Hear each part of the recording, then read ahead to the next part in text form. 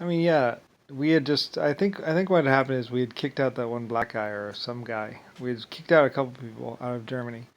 Like I said, being in Germany was a privilege, not a right. So if you misbehaved, we just simply deported you outside of the walls.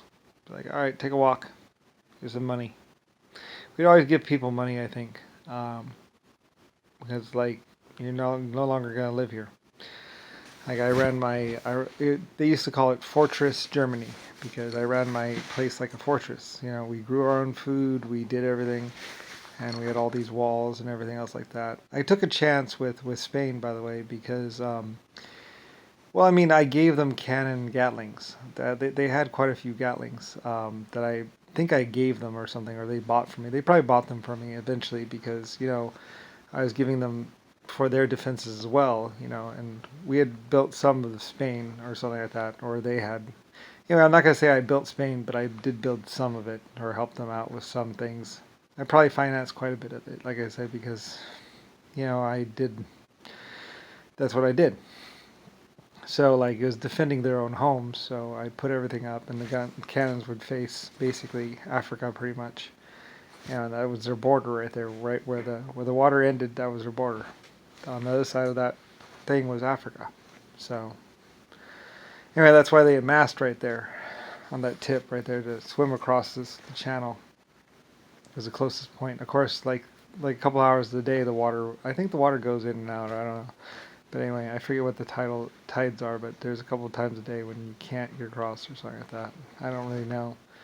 I forget. This is a long time ago. This is like 1900 or something like that. But looking at it today, I mean, you look at it, it's like, oh shit, and they were because I know where all the troops were and everything else like that, where we had them all stationed and everything, and like where they found the glass from the night vision goggles and like I said, they were wondering why would they be using scopes at night? Moonlight? It's like no, they were night vision scopes actually. And I said 1800. I mean, people should just know that 1800 Germany and we had night vision, and I think the infrared was taking a little bit longer.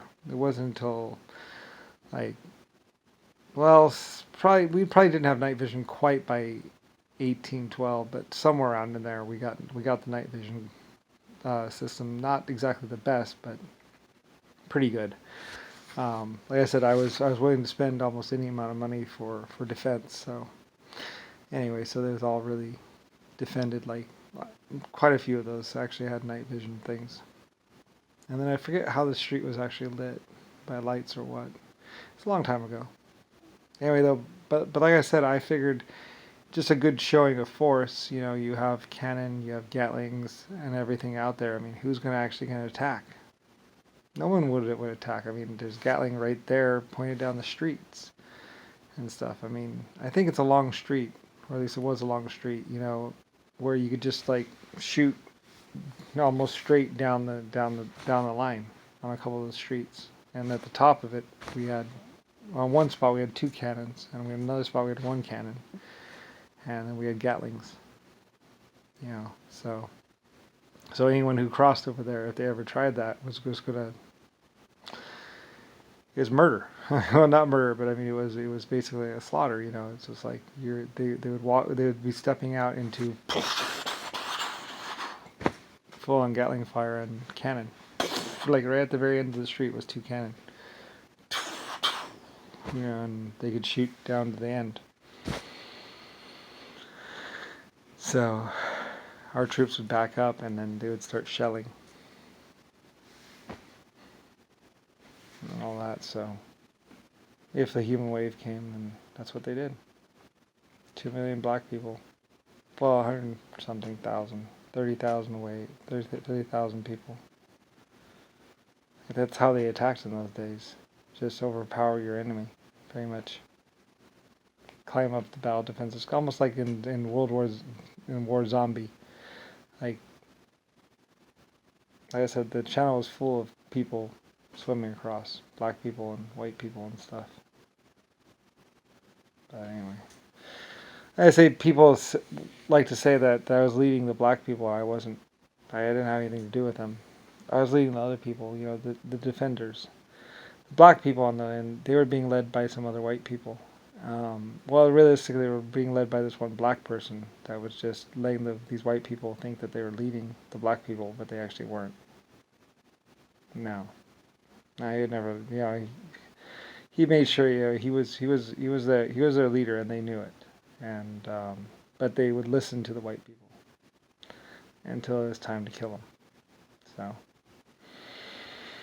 anyway, that's what they did once they breached Germany.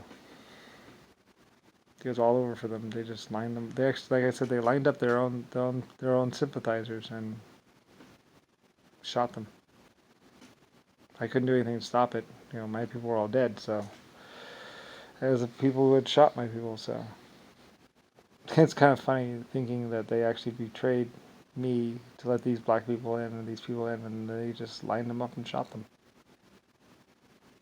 Like those were the first people they killed, and then they just ran on in. I think one or two might have lived. I don't know. USA. Can't remember that road so well. And all the things. It's like, well, they hit us here. They hit us here. Like all the hours of everything else. Investigations. 40 years of my life. Usually 40 years of my life, basically just redoing it all. Anyway. My best laid plan's going to waste.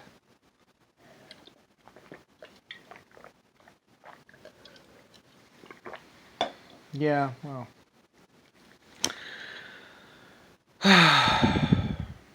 Everyone else was just a soldier back then, like I say. They didn't know what was going on or why. So, but we had a hell of a plan. We sat down. We had a real plan. So it was fairly simple. They run across, we shoot them.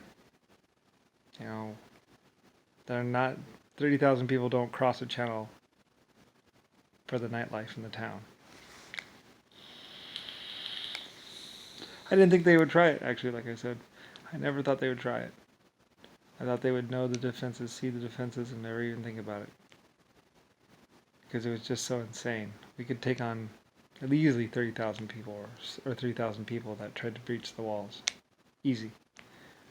And with them attacking en masse like that, it just made the slaughter even more.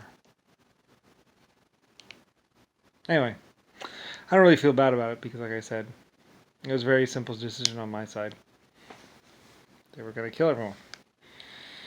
I didn't even make the decision. It was just already in place. Everyone knew what to do. So when they did it, didn't matter when or where they did it.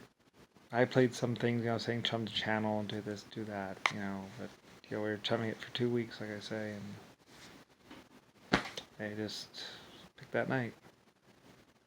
So the rest is history. I wish they hadn't tried it. I was like, why? Why would you do that? But anyway, if there was no famine. That was before. That was like 1890, 1920 maybe.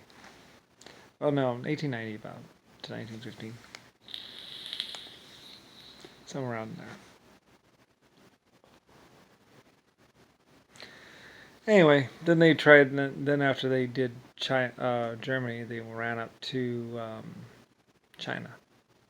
So ran over to China. Crazy, crazy, crazy, crazy war.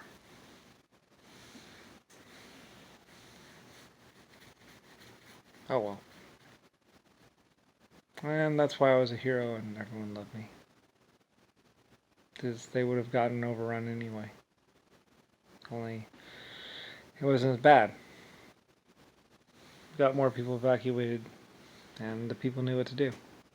So more of them lived.